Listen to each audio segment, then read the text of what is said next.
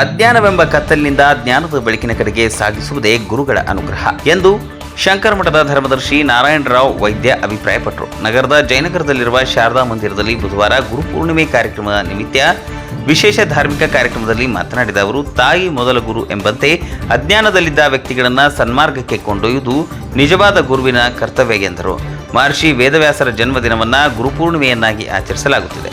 ಸಂಸ್ಕಾರಯುತ ಜೀವನವನ್ನು ನಡೆಸಲು ಗುರುಗಳ ಆಶೀರ್ವಾದ ಅತ್ಯಗತ್ಯ ಎಂದು ತಿಳಿಸಿದರು. ಇದೇ ವೇಳೆ ಶೃಂಗೇರಿಯ ಜಗದ್ಗುರು ಭಾರತೀ ತೀರ್ಥ ಮಹಾಸ್ವಾಮಿಗಳವರ 48 ದಿನಗಳ ಚಾತುರ್ಮಾಸ ಋತುವು ಇಂದಿನಿಂದ ಆರಂಭಗೊಂಡಿದೆ. ಕಾರ್ಯಕ್ರಮದ ಅಂಗವಾಗಿ ಶಾರದಾಂಬೆ ಹಾಗೂ ಮೂಲ ದೇವತೆಗಳಿಗೆ ವಿಶೇಷ ಅಭಿಷೇಕ, ಅಷ್ಟೋತ್ತರ ಪಾರಾಯಣ ಹಾಗೂ ಗುರುಪಾದಗಳಿಗೆ ರುದ್ರಾಭಿಷೇಕ ನೆರವೇರಿಸಲಾಯಿತು. ಪ್ರಧಾನ ಅರ್ಚಕರಾದ ಕುಮಾರ್ ಭಟ್ ಅವರು ಪೂಜಾ ಕೈಂಕರ್ಯಗಳನ್ನು ಯಶಸ್ವಿಯಾಗಿ ನಡೆಸಿಕೊಟ್ಟರು.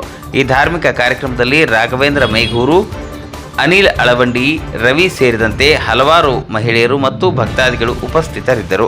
ಗುರುಗಳ ಕೃಪೆಗೆ ಪಾತ್ರರಾದರು. ವರದಿ ಶರಣಪ್ಪ ಗಂಗಾವತಿ.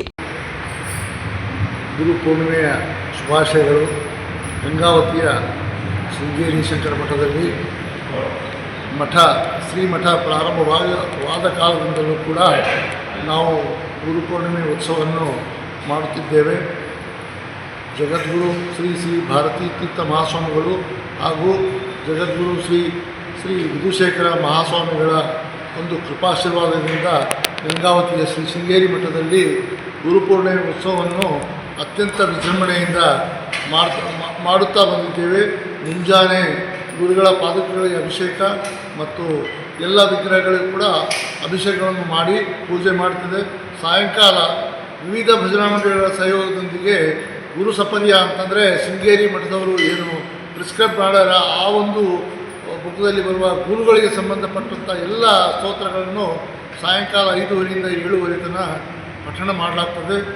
ಒಂದು ಅಜ್ಞಾನ ಒಂದು ಕತ್ತಲೆಯಿಂದ ಯಾರು ನಮ್ಮನ್ನು ಜ್ಞಾನದ ಕಡೆ ಬೆಳೆಸ್ತಾ ಹೋಗ್ತಾರೆ, ಜ್ಞಾನ ಕೊಡ್ತಾರೆ, ಅವರೇ ನಮಗೆ ಪರಮ ಗುರುಗಳು ಅಂತಂದು ನಾವು ಅನ್ನಲಿಕ್ಕೆ ಇಚ್ಛೆ ಪಡ್ತೀವಿ.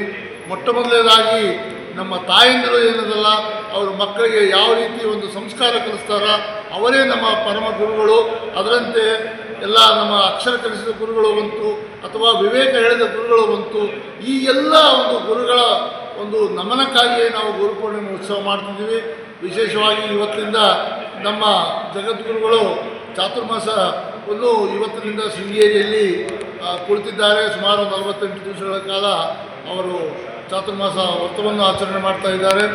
ಇನ್ನೊಂದು ಸಾರಿ ತಮ್ಮೆಲ್ಲರಿಗೂ ಆಸ್ತಿಕ ಮಹಾಜನತೆಗೆ, ಗಂಗಾವತಿ ಆಸ್ತಿಕ ಮಹಾಜನತೆಗೆ ಗಂಗಾವತಿಯ ಶ್ರೀ ಶೃಂಗೇರಿ ಮಠದ ಪರವಾಗಿ ನಮ್ಮ ಶುಭಾಶಯಗಳನ್ನು ಹೇಳ್ತಾ ನನ್ನ ಮಾತುಗಳಿಗೆ ವಿರಾಮ ಕೊಡ್ತೀನಿ. ನಮಸ್ಕಾರ.